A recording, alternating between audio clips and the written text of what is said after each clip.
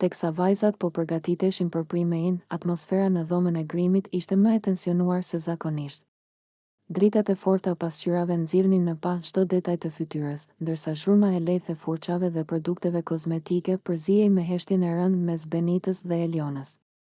Benita, e ulur përballë pasqyrës, nuk ja hiqte sytë Elionës. Vështrimi i saj ishte i ftohtë, plot inat dhe pa kënaqësi, sikur diçka brenda saj po zjente prej kohësh. Eliona e vuri re shumë shpejt atë shikim të shtrembër. Fillimisht u përpoq ta ignorante, por sa më shumë kalonin minutat, aq më e dukshme bëhej tensioni. Më në fund, me një buzëqeshje ironike dhe me zë të lartë sa ta dëgjonin edhe të tjerat.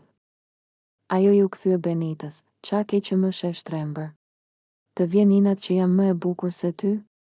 Fjalët ranë si bombë në dhomë.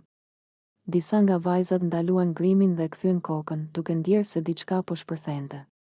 Benita ngriti vetullat dhe shtrëngoi buzët, e kapur në befasi, por edhe e prekur në sedër.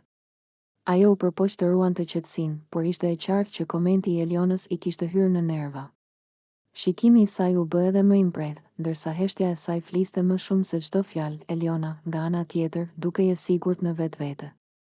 Ajo vazhdoi të rregullonte grimin, sikur asgjë të mos kishte ndodhur, por qëndrimi i saj tregonte se nuk kishte frikë nga përballja. Në sytë e saj lexoi vetbesim dhe një dozë provokimi, sikur ta kishte pritur prej kohësh këtë moment. Për të, kjo ishte një mënyrë për t'u treguar të gjithëve se nuk ndihej inferiore ndaj askujt. Atmosfera u rëndua edhe më shumë. Ishte e qartë që mes Benitës dhe Elionës kishte diçka më të thellë se sa një shikim i thjeshtë apo një koment për bukurinë. Xhelozia, rivaliteti dhe gara për vëmendje po dilnin hapur në sipërfaqe.